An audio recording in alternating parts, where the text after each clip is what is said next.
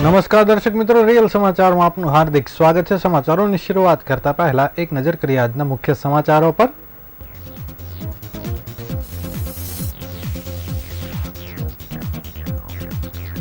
ઉનાળાની ગરમીની સાથે સાથે રોગચાળામાં વધારો, સિવિલ હોસ્પિટલમાં લાંબી લાઈનો લાગી।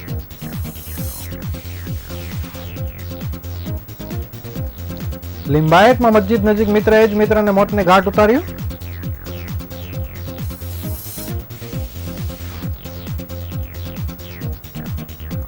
કાળઝાળ ઉનાળામાં અટવા અને રાંદેર ઝોનમાં 2 દિવસનો પાણી કાપ, લાખો લોકો થયા પરેશાન।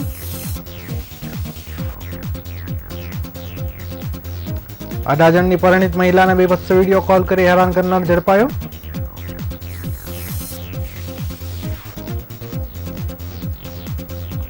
વરાછામાં પ્રેમિકાની બહેનપણીના ઘરે મળવા આવેલા પ્રેમીનું મોત।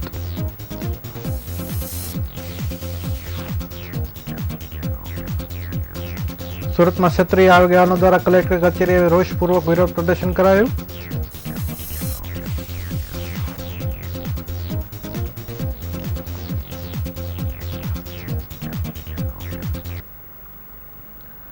સમાચારો વિગતવાર જોઈએ।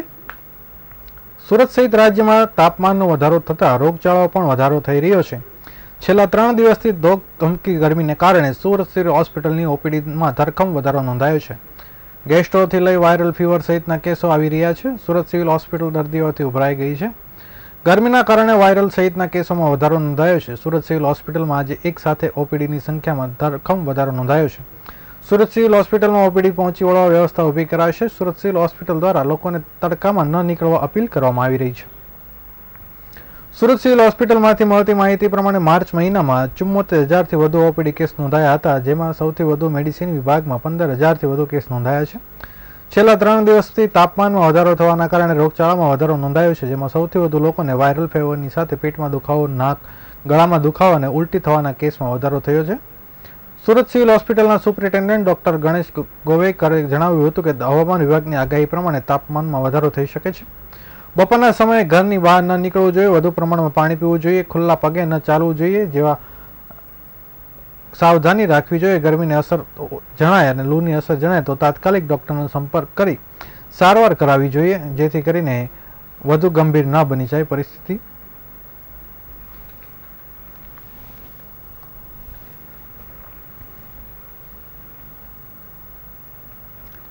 સુરતમાં પવિત્ર રમજાન માસ ચાલી રહ્યો છતાં હત્યાના બનાવો વધી રહ્યા છે।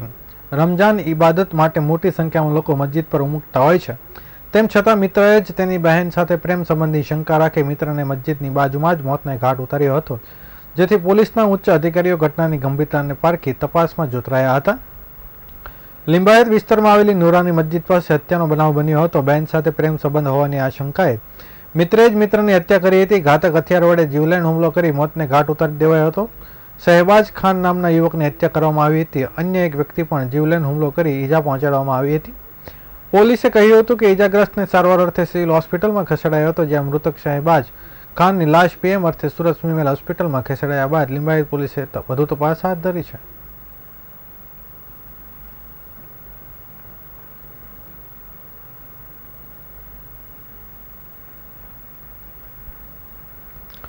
એક બાજુ કાળઝાળ ગરમી વધવા લાગી છે, ત્યારે બીજી બાજુ મનપાના પાણી વિભાગના કામો તેમજ મેટ્રોના કારણે લાઇન શિફ્ટિંગ થઈ રહી હોવાથી શહેરના જુદા જુદા વિસ્તારોમાં અવારનવાર પાણી કાપ મૂકવામાં આવી રહ્યો છે। ત્યારે હવે રાંદેર ઝોન સ્થિત વોટર વર્કર્સ ખાતેની નડતરરૂપ 1420 વ્યાસની પાણીની લાઇન શિફ્ટ કરવાની હોવાથી પહેલી એપ્રિલ તેમજ 2 એપ્રિલના રોજ મનપા દ્વારા રાંદેર અને અઠવા ઝોનના ચોક્કસ વિસ્તારમાં પાણી પુરવઠો બંધ રાખવાની જાહેરાત મનપા દ્વારા કરવામાં આવી છે। તેથી જરૂરિયાત મુજબ પાણીનો સંગ્રહ કરવાની અપીલ મનપા દ્વારા કરવામાં આવી હતી।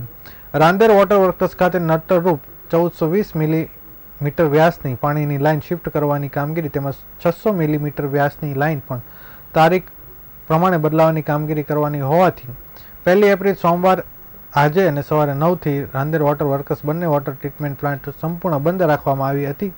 તેથી 2 એપ્રિલના મંગળવારના રોજ સવારે 9 કલાક સુધી રાંદેર વારી ગૃહની પાણીનો સપ્લાય કરવામાં આવનાર તમામ વિસ્તારોમાં પાણી પુરવઠો પૂરો પાડી શકાય તેમ ન હતો। ઉપરાંત 2જી તારીખે પણ દિવસ દરમિયાન પાણી પુરવઠો ઓછા પ્રેશરથી તેમજ નહિવત માત્રામાં મળવાની શક્યતા સેવાઈ રહી છે।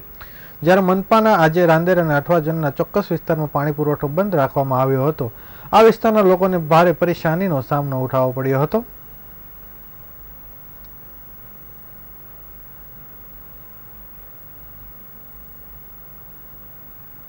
95 પછી ભારતીય જનતા પાર્ટીની સુરત મહાનગરપાલિકામાં સત્તા આવ્યા બાદ પ્રાથમિક સુવિધામાં નિરંતર અપડેટેશન કરતું આવેલ છે.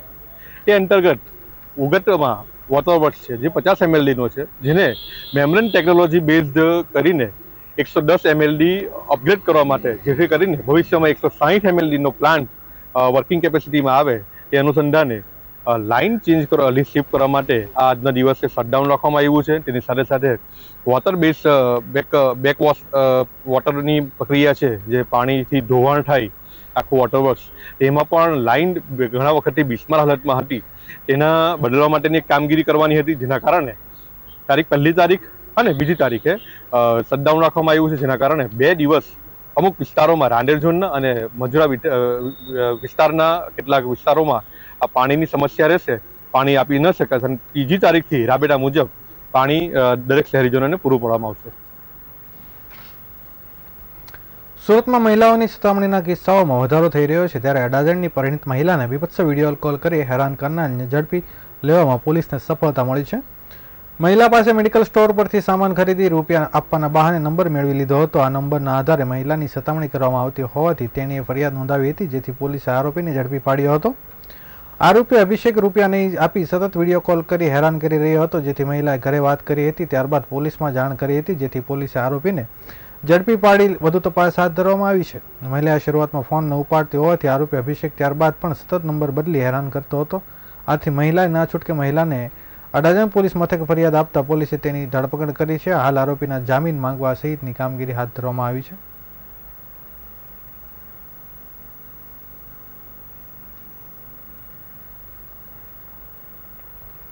સુરતમાં હત્યાના બનાવોમાં ઉત્તરોત્તર વધી રહ્યો છે, ત્યારે વરાછા વિસ્તારમાં આવેલી માધવ પાર્ક સોસાયટીમાં રહેતી પ્રેમિકા તેની બહેનપણીને ઘરે ગઈ હતી, જ્યાં તેણીએ પોતાના પ્રેમીને મળવા માટે બોલાવ્યો હતો. પ્રેમી યુવક પ્રેમિકાને મળવા આવ્યો હોવાની જાણ થતાં તેના ભાઈ અને મામા અને તેના દીકરા એમ 3 જણાએ મળીને યુવકને ઝડપી લઈ ઢોર માર માર્યો હતો, જેથી યુવકનું સારવાર દરમિયાન મોત થતાં પોલીસે વધુ તપાસ હાથ ધરી છે. પ્રેમિકાના ભાઈ, મામા, છોકરો અને મામાએ ગંભીર રીતે પ્રેમીને માર્યો હતો. પ્રેમીને ઢોર માર મારતા તે ગંભીર ઈજાગ્રસ્ત થયો હતો અને બેભાન થયો હતો, જેથી પ્રેમીને હોસ્પિટલમાં ખસેડતા તબીબે મૃત જાહેર કર્યો હતો. યુવકને ઢોર માર માર્યા બાદ આરોપી નાસી ગયા હતા. ત્યારબાદ યુવકને સારવાર અર્થે હોસ્પિટલ ખસેડ્યા, ત્યાં ટૂંકી સારવાર દરમિયાન મોત થયું હતું. પોલીસે કહ્યું હતું કે 3 ઈસમોએ મૂઠ માર મારતા દોરડા અને પટ્ટાથી માર માર્યો હતો, જેથી ઈજા પહોંચતા સારવાર દરમિયાન મોત થયું હતું. તેના ભાઈએ ફરિયાદ નોંધાવી હતી. મૃતક મહિલા સાથે પ્રેમ સંબંધ હતો, તેણીને મળવા ગયો હતો. આ વાતની ખબર પડતા જ કાકા, મામાએ દીકરો, ભાઈ એ પહોંચી જઈને માર માર્યો હતો, જેથી યુવકનું મોત નીપજ્યું હતું. આથી પોલીસે આરોપીને ઝડપી લઈ પુરાવા એકત્ર કરી વધુ તપાસ હાથ ધરી છે.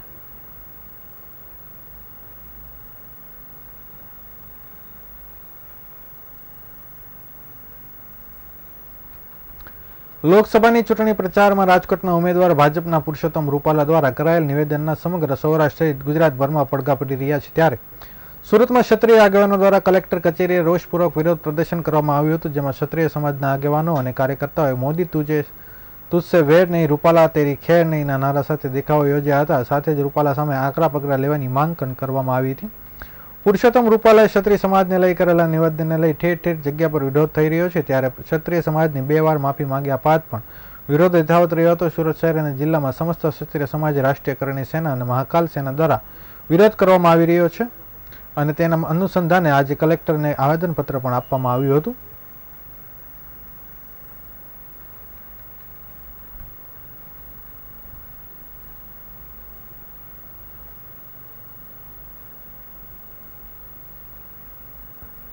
સોલંકી, સુરત શહેર રાજપૂત કોંગ્રેસ સેના પ્રમુખ, લોકસભા રાજકોટના ઉમેદવાર પુરુષોત્તમ રૂપાલા દ્વારા એક જાહેર સભામાં જે રાજપૂત સમાજ ઉપર જે ટીકા ટિપ્પણી કરવામાં આવી છે તેના વિરોધમાં આજે રાજપૂત કોંગ્રેસ સેનાના તમામ સૈનિકો આજે અહીંયા કલેક્ટર ખાતે આવેદનપત્ર આપવા માટે હાજર રહ્યા છે. અને અમારી એક જ માંગ છે રાજપૂત સમાજની કે પુરુષોત્તમ રૂપાલાની ટિકિટ રદ કરવામાં આવે ભારતીય જનતા પાર્ટી દ્વારા, અને રૂપાલા સાહેબે જે પણ નિવેદન આપ્યું છે રોટી બેટીનું અંગ્રેજો સાથે સરખાવવામાં આવે તેનો અમે સખત શબ્દોમાં વિરોધ કરીએ છીએ, અમે ખંડન કરીએ છીએ અને આવનાર સમયમાં જો પરસોત્તમ રૂપાલા ટિકિટ રદ કરવામાં નહીં આવે તો અમે ગાંધી ચિંતા માર્ગે નહીં પરંતુ ઉગ્ર આંદોલનના સ્વરૂપે અમે રસ્તા રોકો આંદોલન કરીશું અને પુતળા દહન કરીશું અને રસ્તા પર આવી તેનો વિરોધ નોંધાવીશું.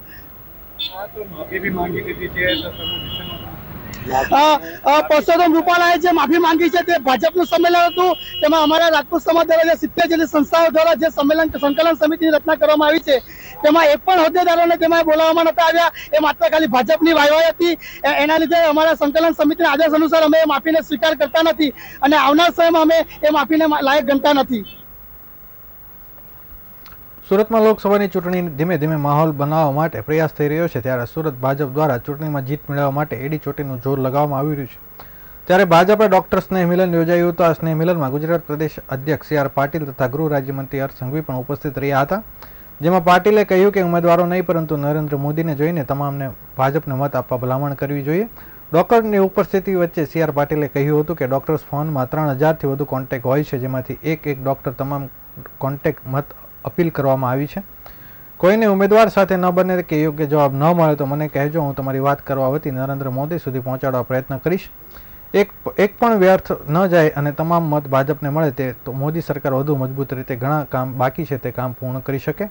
અબકી બાર મોદી સરકારનું સૂત્ર સાર્થક કરવાનું છે. મોદી સરકારે અત્યાર સુધી તમામને ધ્યાને રાખી યોજનાઓ બહાર પાડી છે. હજુ આવનારા દિવસોમાં કઠોર નિર્ણયો પણ લેવાના હોવાથી મજબૂત નેતૃત્વ અને સરકારની તાતી જરૂરિયાત છે. ત્યારે આપણે સૌએ વડાપ્રધાન નરેન્દ્ર મોદીને હાથ મજબૂત કરવા જોઈએ તેવું વધુમાં પાટીલે ઉમેર્યું હતું.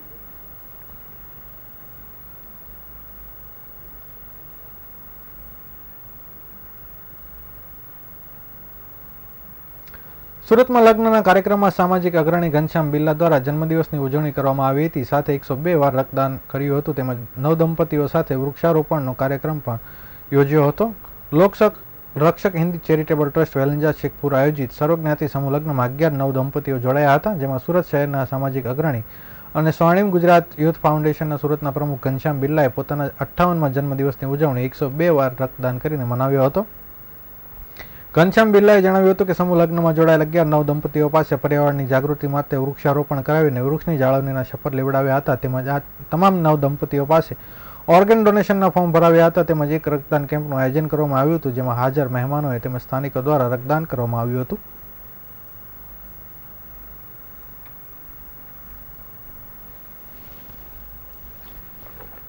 સુરતના ઉધના વિસ્તારમાં આવેલ ઓફિસની મિત્ર દ્વારા જ મિત્ર ઉપર હથિયાર વડે જીવલેણ હુમલો કરવામાં આરોપી ઉધના પોલીસે ગણતરીના કલાકોમાં જ ઝડપી પાડવામાં આવ્યો હતો. હુમલા પાછળનું કારણ 7 વર્ષ અગાઉ આરોપી મિત્રની માતાને કોઈ કારણસર ગાળો ભાંડી હતી, જેથી મિત્રો દ્વારા આરોપીને લાફો ઝીકવાનો આવ્યો હતો. જે લાફાનો બદલો વાળવા આરોપીએ પોતાના જ મિત્ર પર ગત રોજ અન્ય મિત્રોની હાજરીમાં ઘાતક હથિયાર વડે જીવલેણ હુમલો કરી ફરાર થઈ ગયો હતો. જે ઘટના જીવલેણ હુમલાની ઘટનાના લાઈવ સીસીટીવી ફૂટેજ પણ સામે આવ્યા હતા. ઉધના વિસ્તારમાં આવેલ દત્ત કુટીર ખાતે ગત રોજ જીવલેણ હુમલાની ઘટના બની હતી. દત્ત કુટીર સોસાયટીમાં રહેતા રાહુલ જાદવ પર તેના મિત્ર કિરણ આહિરે દ્વારા ઘાતક હથિયાર વડે હુમલો કરવામાં આવ્યો હતો. જે હુમલાની ઘટનામાં ગંભીર રીતે ઇજાગ્રસ્ત રાહુલ જાદવને સારવાર અર્થે સુરતની નવી સિવિલ હોસ્પિટલમાં ખસેડવામાં આવ્યા હતા. સુરતની નવી સિવિલ હોસ્પિટલ ખાતે ખસેડવા આવ્યા બાદ હતા. બીજી તરફ ઘટનાની જાણ મળતા ઉધના પોલીસે સ્થળ પર દોડી આવી હતી, આગળની તપાસ હાથ ધરી હતી. ઉધના પોલીસે કિરણ આહિરની સામે ગુનો દાખલ કરી ધરપકડ માટેની તજવીજ હાથ ધરી હતી. આરોપીની ધરપકડ કરવા ઉધના પોલીસે અલગ અલગ ટીમો બનાવી શોધખોળ હાથ કરી હતી, જ્યાં ઉધના પોલીસની ટીમે ગણતરીના કલાકોમાં જ આરોપીને ઝડપી પાડી જેલના સળિયા ગણતા કરી દીધો હતો.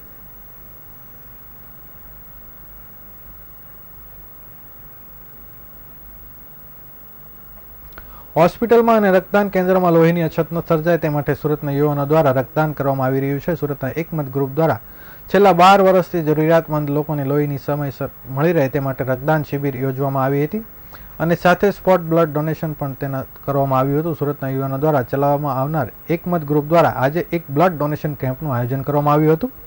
આયોજનનો મુખ્ય હેતુ લોકોને સમયસર રક્ત મળી રહે તે હતો અને આ અંગે સંસ્થાના સંચાલક અનુપમસિંહ દરબારે કહ્યું હતું કે અમારી સંસ્થા દ્વારા સતત છેલ્લા 12 વર્ષથી રક્તદાન કેમ્પનું આયોજન કરવામાં આવી રહ્યું છે.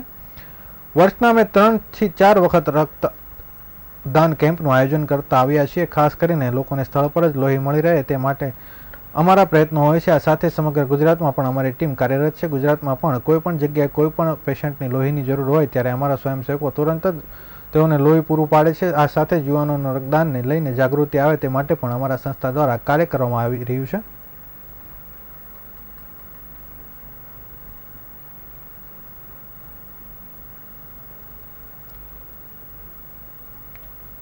સમાચારો પૂર્ણ કરતા પહેલા ફરી એક વખત નજર કરીએ આજના મુખ્ય સમાચારો પર.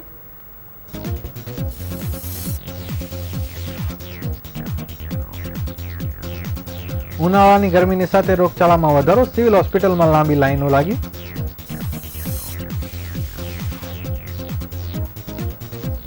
લિંબાયતમાં મસ્જિદ નજીક મિત્રએ જ મિત્રને મોતને ઘાટ ઉતાર્યો.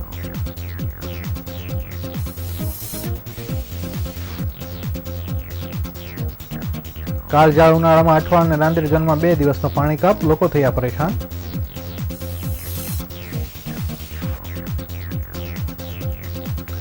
અડાજણની પરિણીત મહિલાને બીભત્સ વિડીયો કોલ કરી હેરાન કરનાર ઝડપાયો.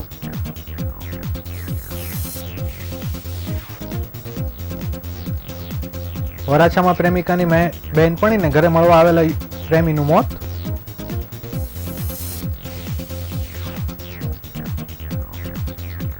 સુરતમાં ક્ષત્રિય આગેવાનો દ્વારા કલેક્ટર કચેરીએ રોષપૂર્વક વિરોધ પ્રદર્શન કરાયું.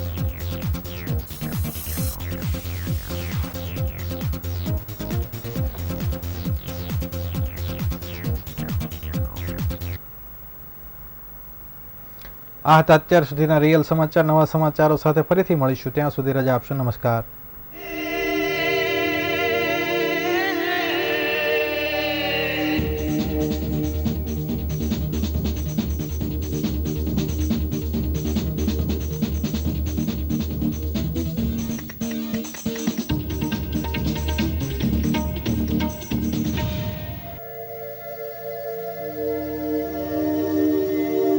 Real